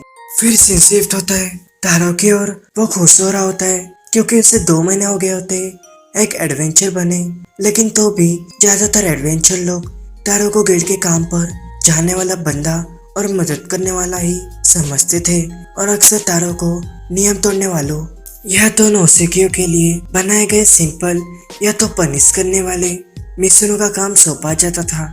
साथ ही कुछ ही लोग तारो को एक असली एडवेंचर मानते थे और उसका रैंक G+ पर ही बना हुआ है। तो अगर तारो को F- में प्रमोट किया जाता है तो उसे शहर की दीवारों के बाहर के काम सौंपे जाएंगे, लेकिन गिल्ड उसे प्रमोट करने के लिए इतना काबिल नहीं मानती क्योंकि उसकी स्ट्रेंथ काफी नहीं है। आगे तारो को एक घुंघराले बालों वाला आदमी आंगन में आने को कहता है और तारो जब आंगन में जाता है तो उसे 2 लड़के वहाँ ट्रेनिंग करते हुए नजर आते हैं। आगे उस आदमी के बारे में बताया जाता है जो कि गिल्ड का मार्शल आर्ट इंस्ट्रक्टर होता है जिसका नाम डैश होता है। और वो तारो से कहता है पिछली बार जब मैंने तुम्हें देखा था तब से तुम पतले हो गए हो, लेकिन फिर भी तारो तुम हमारे ट्रेनिंग में भाग ले सकते हो। फिर डैश तारो के हाथ में स्वॉर्ड थमा देता है और तारो अपने हाथ में स्वॉर्ड देख खुश हो जाता है और मन में सोच कहता है मुझे चिंता थी कि वो मुझसे नफरत करेगा क्योंकि मैं 2 महीने तक ट्रेनिंग नहीं ले सका था। आगे डैश तारो के ऊपर हमला कर कहता है तारो मुझे अपना पोटेंशियल दिखाओ, और तारो उस हमले से बच जाता है। और तारो को उससे बचते देख डैश कहता है तुम्हारे रिफ्लेक्सेस तो बढ़िया है। फिर तारो खुद को संभालता है और डैश के ऊपर हमला कर देता है, लेकिन डैश उसके अटैक को आराम से ब्लॉक कर देता है और कहता है तुम अपनी तलवार घुमाने में बहुत ज्यादा रफ्तार बर्बाद कर रहे हो। फिर डैश अपनी तलवार सही से सीधी कर कहता है अब मेरे हमले को संभालो। फिर वो तारो की ओर हमला कर देता है और तारो उसके अटैक से जख्मी होकर नीचे गिर जाता है। फिर डैश कहता है तुम तो अब डिफेंसलेस हो गए थे। आगे वो तारो को उठाते हुए कहता है लेकिन तुम्हारे अंदर पोटेंशियल तो है, तुम बस लड़ाई की बेसिक बातें समझ लो फिर बस तुम स्ट्रांग हो जाओगे। और सबसे पहले हमें तुम्हारे स्टैंस के बारे में कुछ करने की जरूरत है। तारो कहता है हाँ सर। बाद में तारो बताता है और यहाँ से मैं सिर्फ और ज्यादा बिजी हो गया।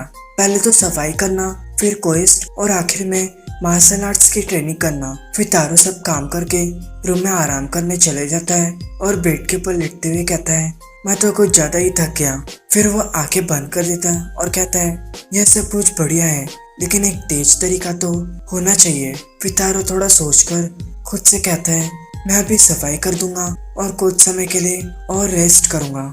तभी उसको कुछ आइडिया आता है और वो उठते हुए कहता है मुझे पता चल गया, शायद मैं प्यूरीफायर से गिल्ड को साफ कर सकता हूँ और इससे मैं ये भी पता लगा पाऊंगा कि मेरा मैजिक कितना पावरफुल है। फिर वो नीचे देख कहता है मैं शुरुआत पहले अपने रूम से करूंगा। आगे वो अपना प्यूरीफायर मैजिक यूज करता है और उससे पूरा रूम चमकने लगता है और तारो यह सब देख खुश हो जाता है और कहता है इसने तो काम किया है। फिर वो दीवारों की ओर देख कहता है मुझे पता नहीं था कि दीवारें पहले से ही सफेद थी। वैसे मेरे पास और भी ज्यादा मैजिक मौजूद है तो मैं इस प्यूरीफायर मैजिक को पूरे गिल्ड के ऊपर यूज कर देता हूँ। फिर वो मैजिक यूज कर देता है और कुछ समय बाद उसे एहसास होता है कि कुछ नहीं हुआ। आगे वो कहता है मुझे पहले तो रूम के बाहर देख के आना चाहिए कि कुछ बदला है या नहीं। फिर वो चल के जाने लगता है कि तभी अचानक उसको झटका लगता है और वो नीचे गिर जाता है। बाद में मिस्टर लियो भी आ जाता है और तारो से हैरान होकर पूछता है क्या तुमने ही वो बाहर किया है। जबकि दूसरी ओर तारो कुछ बोलने की हालत में ही नहीं होता। आगे हमें कुछ मिनट्स पहले का सीन दिखाया जाता है।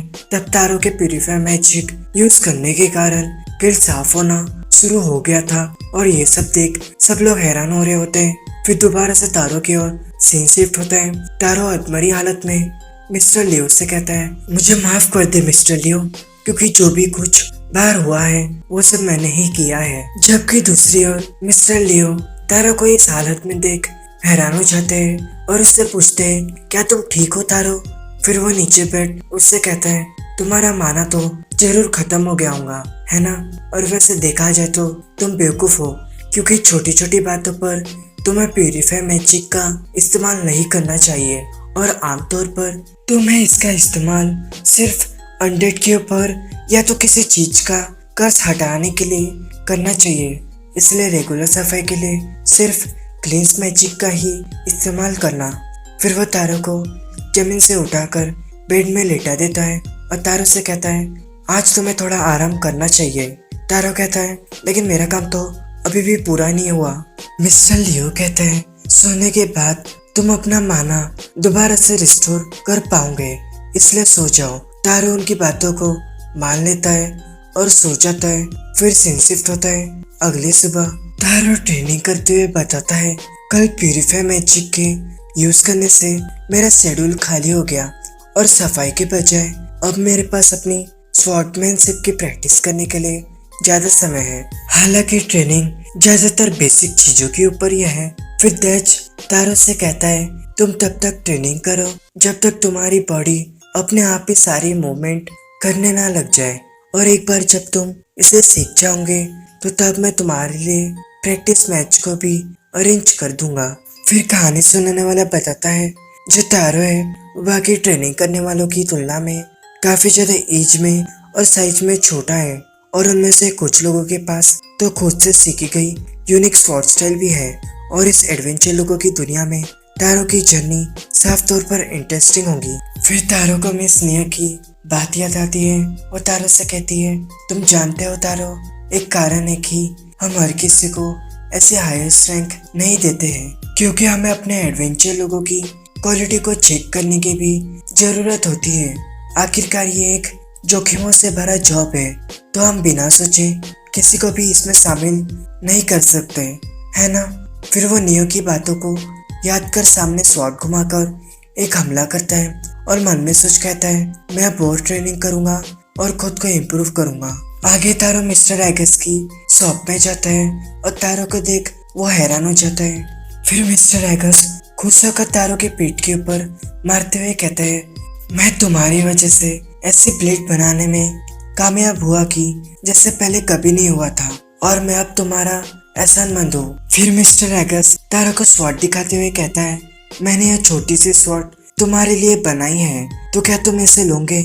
आगे तारो उनके स्वॉर्ड को ले लेता है और खुश होकर कहता है आपका थैंक्स मिस्टर एगस। फिर मिस्टर एगस कहता है तुम इसे मेरी ओर से एक गिफ्ट की तरह मानो और ये मेरा थैंक्स करने का एक तरीका है। फिर तारो आइस ऑफ ट्रूथ एक्टिवेट करके स्वॉर्ड को देखने लगता है और उसके डिटेल्स देख वो मन में सोचता है एक सोने का सिक्का लगभग 5000 के आसपास होता है। फिर वो हैरान होकर कहता है और ये तो 82,000 के आसपास होगा। आगे मिस्टर एगस भी उसकी बातों को सुन लेता है और कहता है क्या तुमने 82,000 का। तारो हंसते हुए कहता है कुछ भी नहीं, ये तो बस ऐसे ही मेरे मुंह से निकल गया था और ऐसा लगता है जैसे कि आपने इस स्वॉर्ड में कुछ जोड़ दिया है। मिस्टर एगस पूछते हुए कहता है क्या तुम इसे भी पहचान के बता सकते हो। वैसे तो मुझे समय समय पर बोनस देने की यह एबिलिटी मिलती है और मैंने कुछ ही समय पहले एक स्वॉर्ड बनाई थी जिसमें गलती से मैंने A+1 की स्किल डाल दिया था और इसकी वजह से लोग इस स्वॉर्ड के लिए पागल हो गए थे। तारुन की यह बात सुन हैरान हो जाता है। बाद में वो कांपते हुए आइस ऑफ ट्रूथ एक्टिवेट करता है तो उसे स्वॉर्ड की एजिलिटी +5 दिखती है और स्किल +2। फिर वह उसे देख मन में सोचता है, जब लोग पहले से ही +1 की एनहांसमेंट की स्वॉर्ड के लिए इतना पागल हो गए थे, तो अगर वो लोग इसे देखते हैं तो क्या होगा। फिर सीन शिफ्ट होता है। कुछ समय के बाद तारो बताता है, अब मुझे अपने पिछले लाइफ की मेमोरीज मिले आधा साल हो गया है और मेरे पिछले लाइफ की मेमोरीज ज्यादातर ऑब्टेन किए हुए ज्ञान के रूप में ही थी और इनके फायदों को नजरअंदाज नहीं किया जा सकता। और ये बिल्कुल इससे गए फैंटेसी की कहानियों की तरह है, जहाँ मेन कैरेक्टर दूसरी दुनिया पर कब्जा करने के लिए अपने एडवांस नॉलेज का इस्तेमाल करता है। लेकिन कुछ रिसर्च के बाद मुझे एहसास हुआ कि यह ज्ञान मुझे फायदा भी करवा सकता है और नुकसान भी। और तारो ने ज्ञान को नुकसानदायक इसलिए कहा क्योंकि कुछ समय पहले तारो रोजाना की तरह गिल्ड में लगे नोटिस बोर्ड देख रहा होता है, तो उसे एक आर्टिकल वहाँ नजर आता है।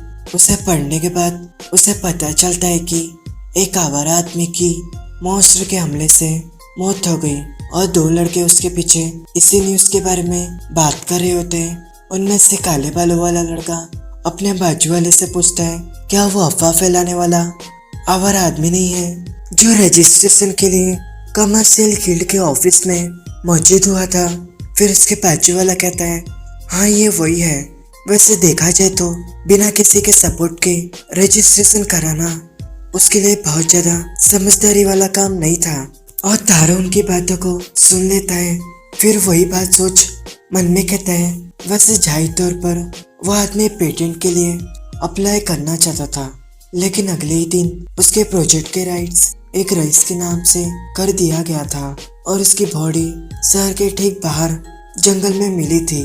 तो यह एडवांस टेक्नोलॉजी को लागू करना उतना भी आसान नहीं होगा जितना कि मैंने सोचा था। वैसे आप लोगों के समझने के लिए बता दो, ये जो पेटेंट वर्ड यूज हुआ है वो एक कानूनी अधिकार है जो किसी व्यक्ति या संस्था को दिया जाता है, जिससे कोई भी अपना नया इन्वेंशन को कॉपी, इस्तेमाल या बेचने से बचा सकता है। फिर तारो की नजर सामने 2 लड़कों की फाइटिंग की ओर जाती है। वो उन्हें देख कहता है, उनमें से एक लड़का तो कुछ ज्यादा ही स्वॉर्ड को घुमा रहा है और ये जोखिम भरा हो सकता है। आगे वो लाल बालों वाला बंदा एक वीक पॉइंट ढूंढकर पीले वाले बंदे के ऊपर हमला कर देता है। फिर तारा उसे देख कहता है, अच्छा तो उसने एक मामूली लेकिन जो मुमकिन हो वैसा हमला किया। तभी तारो को मामूली और मुमकिन वाली लाइन से एक आइडिया आता है। वो खुश होकर कहता है, आखिरकार मुझे अब पता चल ही गया, मैं किसी ऐसी चीज को करूंगा जो देखने से तो मामूली लगे लेकिन उसकी नकल करना मुमकिन ना हो। फिर वो किचन चले जाता है और ब्राउन ब्रेड को देखने लगता है। बाद में वो एक कांच के जार को पकड़ते हुए कहता है, वैसे मैंने अपने पिछले लाइफ की कुछ पसंदीदा ब्रेड बनाई है। सच कहूँ तो इस दुनिया में सफाई के तरीके बहुत ज्यादा अच्छे नहीं हैं। साथ ही यहाँ के लोग तो हाथ भी नहीं धोते और सिर्फ यीस्ट का इस्तेमाल करके कुछ ब्रेड बनाना चैलेंजिंग हो सकता है। लेकिन अगर मैं कामयाब रहा तो मैं कुछ अच्छी फूली हुई ब्रेड बनाने में काबिल हो जाऊंगा, फिर मैं इसे खा भी पाऊंगा। और यही सब सोचते सोचते तारो के मुंह में पानी आ जाता है। फिर वो उसी जार को पकड़ते हुए कहता है, मैं प्यूरीफायर के साथ इस जार से सिर्फ माइक्रो ऑर्गेनिज्म को खत्म कर दूंगा। फिर वो प्यूरीफायर मैजिक यूज कर देता है। आगे वो जार को पकड़कर कहता है, आखिरकार मैंने यीस्ट को बना ही दिया। और ये सब होते हुए नेहा ने देख लिया होता है, लेकिन उसे कुछ समझ नहीं आता कि तारो ने क्या किया। फिर नेहा तारो के पास आकर उससे पूछती है, तुमने इन चीनी के पानी में भीगे हुए उन फलों के साथ क्या करने का सोचा है। तारो नेहा सैन को देख के खुश हो जाता है और बताता है, मैं इससे ब्रेड बनाने जा रहा हूँ। नेहा हैरान होते हुए कहती है, क्या ब्रेड? मुझे लगा तुम मिठाई बनाओगे। तारो कहता है, हाँ मैं इसका यूज आटे से नरम व्हाइट ब्रेड बनाने के लिए कर सकता हूँ, वो भी ऐसी ब्रेड जो तुमने पहले कभी नहीं देखी होंगी। नेहा कहती है, क्या ऐसी ब्रेड जो मैंने पहले कभी नहीं देखी? ओह, क्या यह वही लग्जरी व्हाइट ब्रेड है जो अमीर लोग खाते हैं। फिर निया खुश होकर कहती है, मैं भी ये सब बनाने में तुम्हारी मदद करना चाहती हूँ। फिर तारो ब्रेड बनाने की प्रोसेस बताने लगता है। तारो कहता है, हमें सबसे पहले तो आटे में यीस्ट को मिलाना पड़ेगा। निया कहती है, अच्छा ऐसा है। आगे तारो कहता है, फिर आटे को चिकना होने तक गूंथना पड़ेगा और इस आटे को उठने के लिए लगभग 1 घंटे तक ऐसे ही रहने देंगे और जो उठा हुआ आटा है उसे पका देंगे। और यहाँ कोई ओवन नहीं है, इसलिए हम पैन का यूज करेंगे आटे को पकाने के लिए। फिर ब्रेड बन जाता है और तारो उसे निकालते हुए कहता है, हालांकि ये इतना फुला हुआ नहीं है क्योंकि इसे तवे पर पकाया गया है। निया ब्रेड की महक सूंघते हुए कहती है, वैसे इसमें फल की हल्की सी गंध है। फिर ब्रेड की खुशबू पूरे गिल्ड में फैल जाती है और मिस्टर लियो के पास भी वो गंध पहुंच जाती है। वो उसे सूंघते हुए कहता है, क्या ये ब्रेड है? वैसे इसकी खुशबू बहुत ज्यादा अच्छी है। फिर मिस्टर लियो खुशबू को फॉलो करके किचन में पहुंच जाते हैं और पूछते हैं, क्या तुमने ब्रेड बनाया है? तारो कहता है, हाँ सर। आगे तारो ब्रेड को दिखाते हुए कहता है, यह नरम और फूली हुई वाइट ब्रेड है, क्या आप खाना इसे पसंद करेंगे? फिर मिस्टर लियो ब्रेड को 2 हिस्सों में तोड़ देते हैं और हैरान होते हुए कहते हैं, आखिरकार ये किस तरह का ब्रेड है? ये तो बाहर से कुरकुरा है फिर भी अंदर से बहुत ज्यादा नरम है। बाद में मिस्टर लियो और नियो ब्रेड को टेस्ट करते हैं और उन दोनों को बहुत ज्यादा ब्रेड अच्छा लगता है। नियो तारो से कहती है, तुम बहुत ज्यादा अमेजिंग हो और तुम पढ़ने लिखने के अलावा कैलकुलेशन भी करना जानते हो और इसके साथ ही ब्रेड भी बना सकते हो। इसकी बात सुन तारो खुश हो जाता है। फिर वो मन में सोच कहता है, ऐसा इसलिए है क्योंकि मैं इस दुनिया से नहीं हूँ। आगे कहानी सुनाने वाला बताता है, ये जो एडवेंचर गिल्ड के बगल का मकान है, ये एक कैंटीन पब के रूप में काम करता है जिसको मैनेज भी गिल्ड के जरिए किया जाता है। वैसे यह कैंटीन आमतौर पर एडवेंचर्स और बाकी लोगों के लिए एक घूमने फिरने की जगह है। और जब हमने मेन्यू में व्हाइट ब्रेड के साथ मीट और वेजिटेबल सैंडविच जोड़ा तो 1 हफ्ते के अंदर ही यह हिट हो गया और इससे मामूली कस्टमर्स की भी गिनती बढ़ गई है। और बेशक यह तारो की बनाई हुई चीज थी, लेकिन हमने इसे सेसी गिल्ड ब्रांच की यूनिक स्पेशलिटी बना दिया है। इससे तारो अच्छा खाना खा सकता है और गिल्ड से सुरक्षित जगह को हासिल कर सकता है और ये तारो के लिए जीतने वाली ही सिचुएशन है। आगे तारो सैंडविच खाते हुए मन में सोचता है, मुझे ब्रेड तो पसंद है लेकिन चावल भी उतना ही पसंद है। लेकिन इस दुनिया में कोई भी चावल को नहीं खाता है और जहाँ तक मुझे पता है चावल की फसल को सिर्फ गाय को खिलाने के लिए किया जाता है। और ये सब सोच वो निराश हो जाता है। फिर वो स्माइल कर कहता है, एक जापानी होने के नाते चावल को पॉपुलर करना मेरी ड्यूटी है। वैसे ये असलियत में कोई ड्यूटी नहीं है, लेकिन फिर भी मैं इसे खाना चाहता हूँ और मैंने इसके बारे में मिस्टर लियो से बात करने की कोशिश की थी, लेकिन उनको चावल के बारे में कुछ भी नहीं पता। इसलिए मैंने चावल के आटे से बनी हुई ब्रेड परोसने का फैसला किया है। फिर तारो मिस्टर लियो के सामने वो थाली रख देता है और मिस्टर लियो को कुछ समझ तो नहीं आता कि ये क्या है, लेकिन फिर भी वो उसे टेस्ट कर लेता है और टेस्ट करने के बाद वो हैरान होकर कहता है, आटे से बनी हुई ब्रेड की तुलना में इसकी बनावट अलग है। ये बहुत ज़्यादा चबाने में आसान है और बहुत ज़्यादा टेस्टी भी। फिर वो तारो से कहता है, ठीक है, हम चावल के ब्रेड को भी बेचना शुरू करेंगे। तारो खुश होते हुए हाँ में जवाब देता है। बाद में तारो इसकी पॉपुलैरिटी चेक करने के लिए कैंटीन के पास पहुंच जाता है और वहां लगी इतनी सारी भीड़ को देख वो समझ जाता है कि ये डिश भी बहुत ज्यादा पॉपुलर हो गई और ये सब देख वो काफी ज्यादा खुश हो जाता है। फिर तारो किचन चली जाता है और चावल से बने हुए एक मेन कोर्स के बारे में सोचने लगता है। बाद में वो खाने में जो आसान हो वैसा कुछ बनाने का डिसाइड करता है। फिर वो आग को जलाते हुए कहता है, मुझे सबसे पहले तो चावल को पकाना होगा और यह चॉपस्टिक्स यूज नहीं करते, इसलिए मैं मॉन्स्टर के मांस को टुकड़े में ऐसा काटूंगा जो कि चम्मच में फिट हो सके। और इसके बाद मुझे इसे कुछ मसालों के साथ भून लेना है। फिर इसके ऊपर मांस के रस से बनी चटनी डालना है और बस ये बन गया। क्योंकि इस टाइप का एक और हिट मेन्यू आइटम बनाया गया था, तो इसके वजह से कैंटीन में बहुत ज्यादा भीड़ लग गई थी और लोग 5-5 बार इसे ले रहे थे। बेसिकली बहुत ज्यादा पॉपुलर हो गया था। फिर सीन शिफ्ट होता है कुछ समय के बाद। एक दिन तारो चावल के ऊपर एक नया सा सॉस डाल के कुछ डिफरेंट डिश बना रहा होता है और बन जाने के बाद जब वो चम्मच से उसे टेस्ट करने जाता है, तभी उसको दुनिया की आवाज सुनाई देती है जो कि कहती है स्पेशल स्किल एक्टिवेट हो चुकी है। और दुनिया की आवाज सुन तारो हैरान हो जाता है और हैरानी के चलते जो उसने खाया था वही वो थूक देता है। फिर दुनिया की आवाज बातों को जारी रख कहती है जो कंडीशन है खाने को पॉपुलर करना वो कंफर्म हो चुकी है, इसलिए आपको प्लांट्स की नॉलेज मिल जाती है। फिर वो पत्ती को देख कहता है क्या प्लांट्स का नॉलेज, आखिरकार ये क्या बात हो गई। लेकिन एक बेकार एबिलिटी किसी न किसी तरीके से तो सामने आनी ही थी। फिर तारो हैरान होते हुए कहता है मुझे एबिलिटी तो हासिल हो गई, लेकिन मुझे कोई बदलाव महसूस नहीं हो रहा।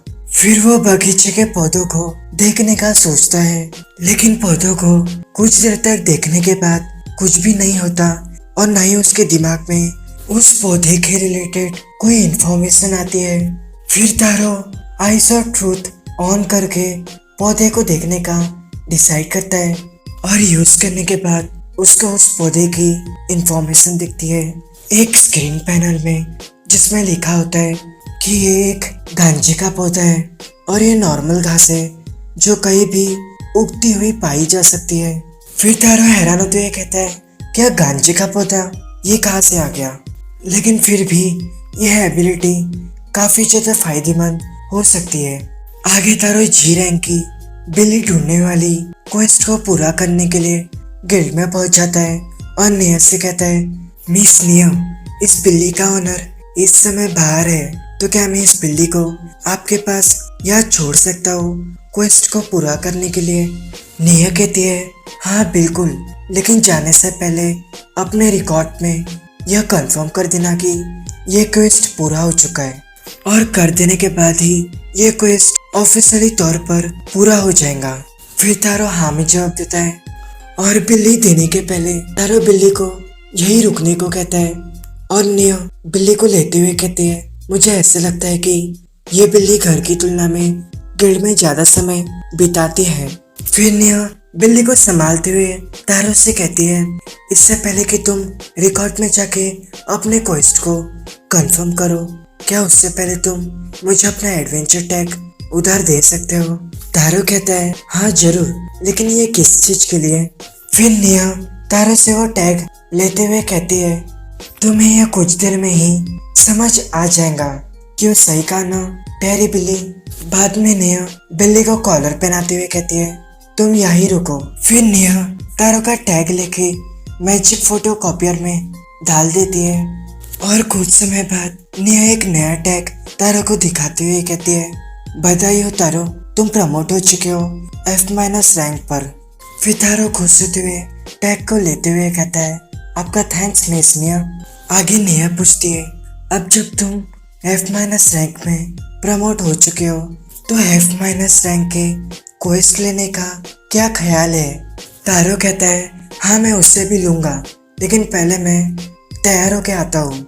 फिर तारो अपने रूम की ओर निकल जाता है, जबकि दूसरी ओर मिस निया हैरान होते हुए कहती है वो तो अपने रिकॉर्ड्स में अपने क्वेस्ट को कंफर्म करने के बारे में पूरी तरह से ही भूल गया। फिर तारो अपने रूम में पहुंचकर कपड़े पहनता है और स्वॉर्ड लेकर नीचे चले जाता है और जाते वक्त वो नोटिस बोर्ड से एक क्वेस्ट उठाकर निया के सामने रख देता है और उससे कहता है प्लीज मैं इस क्वेस्ट को पूरा करना चाहूंगा।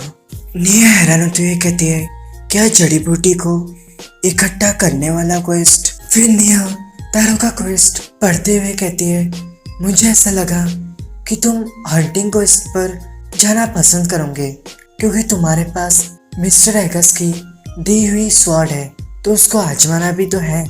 इसलिए तारो हंसते हुए कहता है, खैर ये सच भी है, लेकिन मैं बाकी चीजों को भी आजमाना चाहूंगा।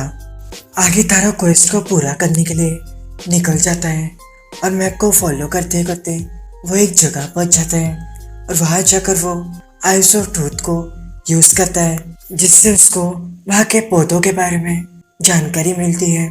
उसे वहां गांजे का पौधा और हीलर ग्रास, साथ ही स्ट्रॉ मशरूम नाम के 3 पौधे दिखाई देते हैं और उन्हें देख तारो कहता है, जैसे कि मैंने सोचा था, मुझे ये पौधे यहाँ ही मिलेंगे। फिर वो उन पौधों को कलेक्ट करने लगता है और स्माइल कर खुद से कहता है, इस एबिलिटी के साथ मैं जड़ी बूटियों को आसानी से देख और इकट्ठा कर सकता हूँ और ये एबिलिटी बहुत ज्यादा बढ़िया है।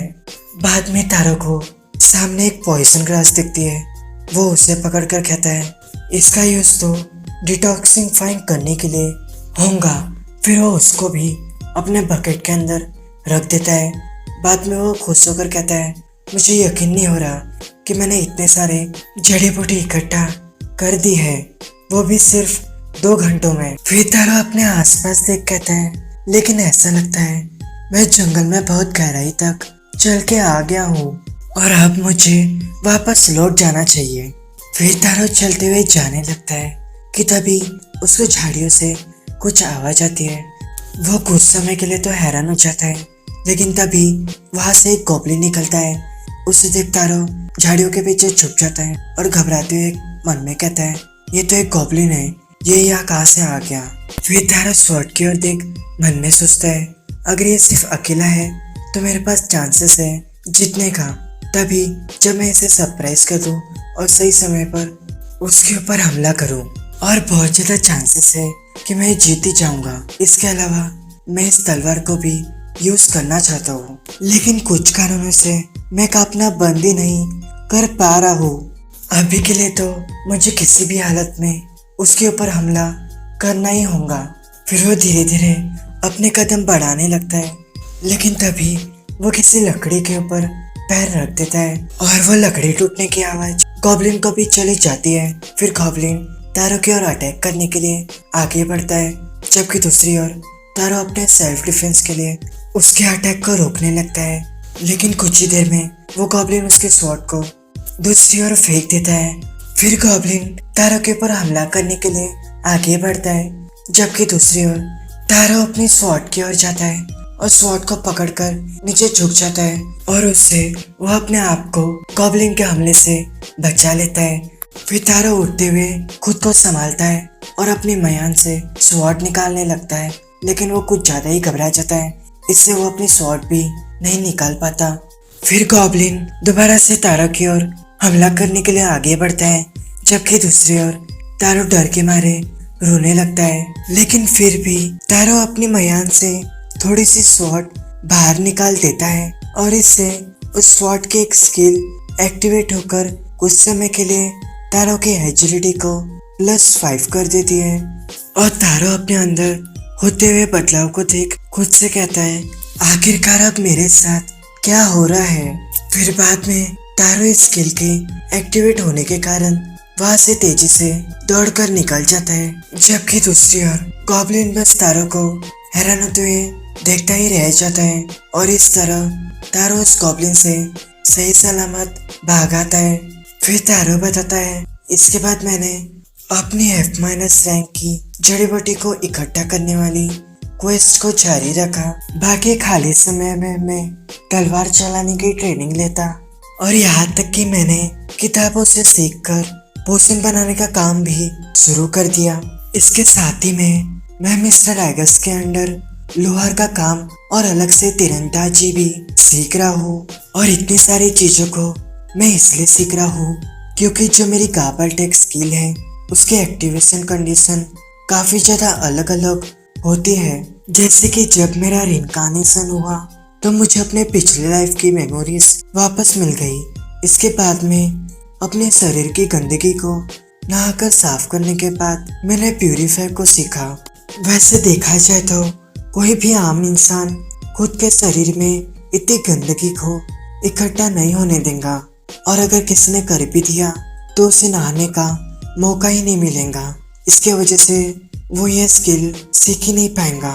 वैसे इसके बाद में मैंने आइस और ट्रूथ की कंडीशन का पूरा करके उसको भी सीख लिया, और ये सब कुछ ऐसे स्किल है जिन्हें पूरा करना नामुमकिन है, क्योंकि इसके लिए काफी समझदार ज्ञानी इंसान की जरूरत पड़ेगी। और शुक्र है मेरी पिछले लाइफ की मेमोरीज का, जिसके वजह से मैं खाना बनाने में भी फेमस हो गया, और साथ ही मुझे प्लांट्स का ज्ञान भी मिल गया।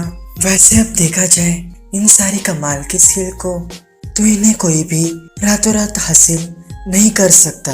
और अब बस मैं सब कुछ आजमाना चाहूँगा इसी उम्मीद में कि मेरी कोई स्किल की कंडीशन पूरी हो जाए।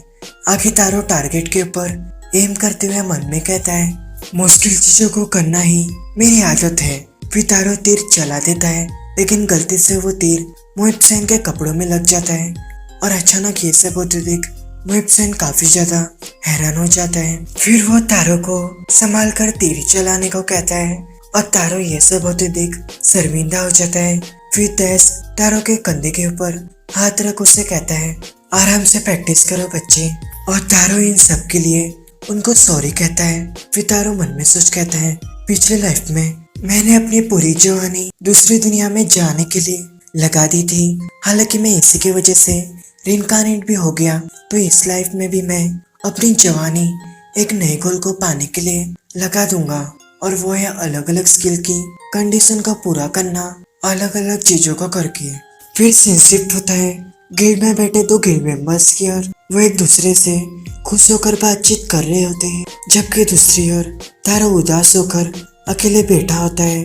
फिर मन में सोच कहता है, लगभग 1.5 साल तक मैंने काफी सारी चीजों को किया, लेकिन मैं किसी भी चीज को पूरी तरह मास्टर नहीं कर सका। वैसे कैंटीन के मेन्यू में मैंने और एक चीज को ऐड किया था, जो कि तुरंत ही फेमस हो गई, जबकि दूसरी ओर मैंने मिस्टर एगस को कटाना नाम का एक नया हथियार बनाना भी सिखा दिया, और इसके साथ साथ ही मैंने एक सींग वाले खरगोश का शिकार करने में भी कामयाब हो गया, जो कि मेरा पहला मॉन्स्टर हंट था। वैसे गॉड ने मुझे रिइंकार्नेशन के वक्त कहा भी था कि यह सब आसान नहीं होगा, तो अगर अभी की मेरी सिचुएशन को देखा जाए तो उनकी बातें गलत भी नहीं है।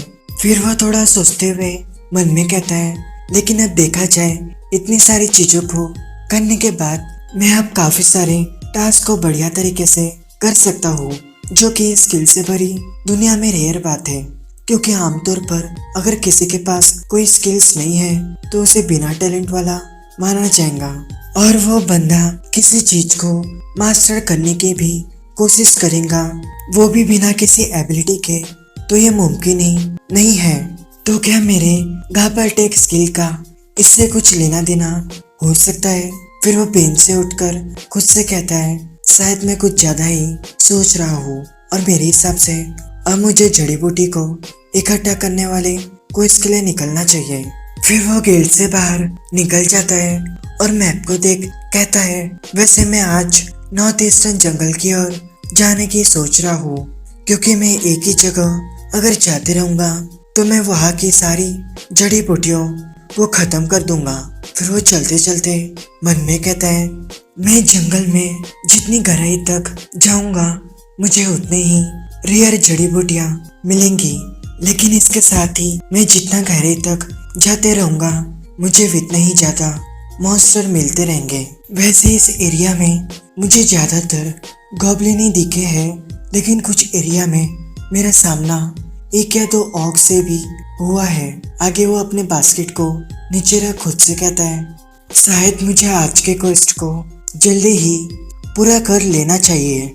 फिर सामने उसे काफी सारी जड़ी बूटी दिखती है, जिन्हें वो अपने बास्केट में कलेक्ट करने लगता है कि तभी उसको एक पर्पल कलर की जड़ी बूटी दिखती है। वो खुश होकर खुद से कहता है, मुझे तो जैकपॉट मिल गया। फिर कुछ देर बाद उसे एक और जड़ी बूटी दिखती है, वो उसे देख कहता है, यहाँ तो कुछ गैलिक नाम की भी घास है, लगता है मैं भी लक्की हो गया।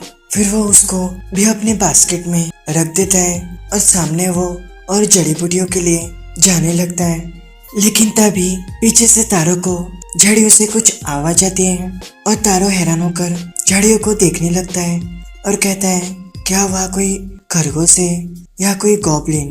तभी वहां से एक गॉब्लिन निकलता है और तारो फटाक से उसे बचने के लिए झाड़ियों में छुप जाता है और हैरान होकर कहता है, ये तो एक गॉब्लिन है। फिर तारो हमला करने के लिए एक सही समय देखता है और कांपते हुए मयान से तलवार निकालकर झाड़ियों से बाहर निकल जाता है और गॉब्लिन तारो को अचानक से झाड़ियों से निकलते देख हैरान हो जाता है। फिर तारो और गॉब्लिन कुछ सेकंड के लिए एक दूसरे को देखने लगते हैं और तारो डर कर वहां से भाग जाता है। तभी तारो को दुनिया की आवाज सुनी आती है। वो उससे कहती है, स्पेशल स्किल एक्टिवेट हो चुकी है और कंडीशन एक ताकतवर आदमी जो कि गॉब्लिन से दूर भागता है वो कंफर्म हो चुकी है, इसलिए अपनी प्रेजेंस को छिपाने वाली स्किल स्टील्थ क्लॉक प्राप्त होती है। और तारो दुनिया की इस समय आवाज सुनकर हैरान हो जाता है। तो अब यही एक्सप्लेनेशन को खत्म करता हूँ और अगर तुम्हें मेरा एक्सप्लेनेशन अच्छा लगा हो तो मेरे चैनल को लाइक करना और सब्सक्राइब करना। तो फिर बाय।